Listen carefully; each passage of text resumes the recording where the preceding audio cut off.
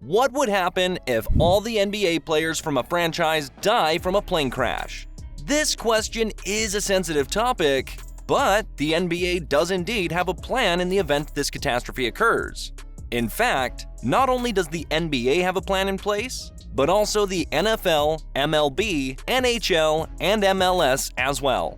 You see, back in the late 1940s and 60s when air travel was becoming increasingly popular, more teams were switching their means of transportation between a plane or a bus, depending on the distance.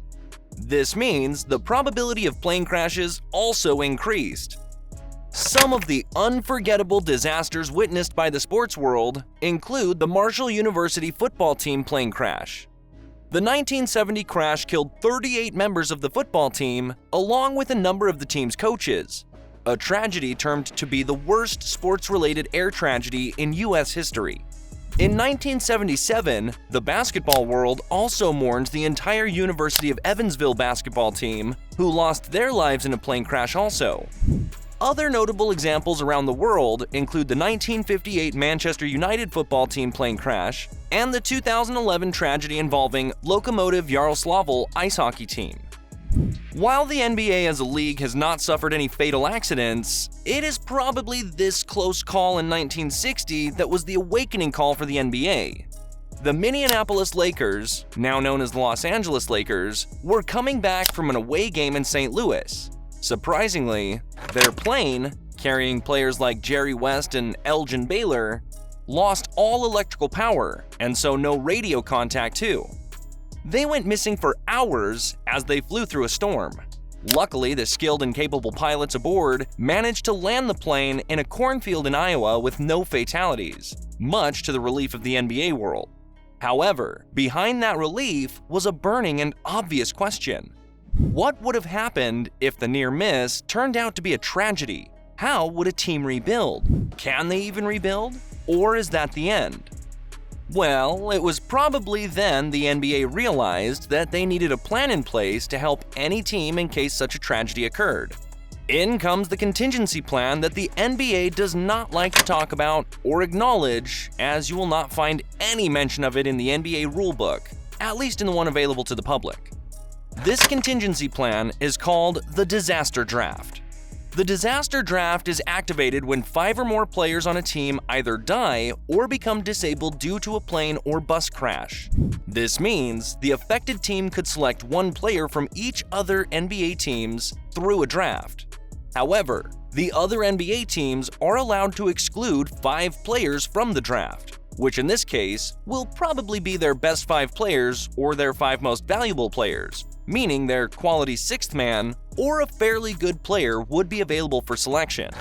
Also, the affected team is also not allowed to draft more than 1 player from each team. The disaster draft is also similar to the contingency plan implemented by other sports leagues too. Fortunately, the disaster draft has never been used, and hopefully it stays that way. Nevertheless, the plan is interesting given the different scenarios it will create or avoid. Take, for example, a hypothetical situation. If a disaster draft does kick in now, teams like the Lakers will obviously protect players like LeBron James and Anthony Davis. However, a player like Russell Westbrook, who is currently coming off the bench, could be exposed given the fact that the Lakers will want to protect players in other vital positions too. Neither will the Warriors part with the Splash Bros. However, some of their key players like Draymond getting old and a crop of young players like Wiseman, Kuminga, and Poole, the Warriors may be left with the critical decision of choosing between now and the future, and that's just one team. This would also mean that the NBA team, which has been impacted, will have access to quality players that are capable of carrying them even beyond expectations. I mean, you could put together a quality team of 6th men from a basket of 25 plus 6th men from other NBA teams. To paint a more accurate picture, just put together a list of the best 2 bench players across the whole NBA. What you'll get is a serious talent pool to pick from. Another interesting scenario is the salary cap.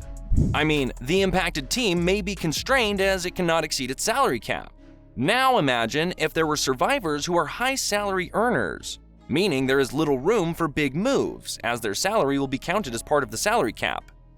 Another fascinating part of the disaster plan is that the impacted team gets the first pick in the next NBA draft and gets to keep their existing draft picks.